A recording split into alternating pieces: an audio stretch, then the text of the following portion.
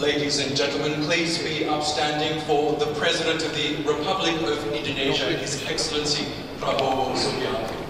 Thank you very much. Please be seated. Please be seated. Please be seated. So you want to langsung ke atas?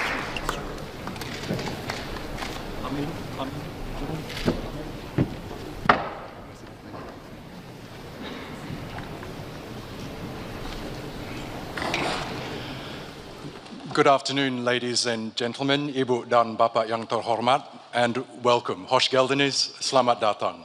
I'm Oscar Surbakti, a news and business presenter at TRT World. I hope you've been enjoying the Antalya Diplomacy Forum so far. It is now my pleasure to welcome and introduce our distinguished guest for this ADF talk session, the President of the Republic of Indonesia, His Excellency Pak Prabowo Subianto.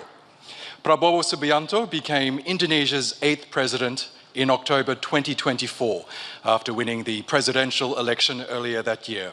A former military general and businessman, he received an international education before graduating from the Indonesian Military Academy in 1974 and quickly rose through the ranks of the Army's elite special forces.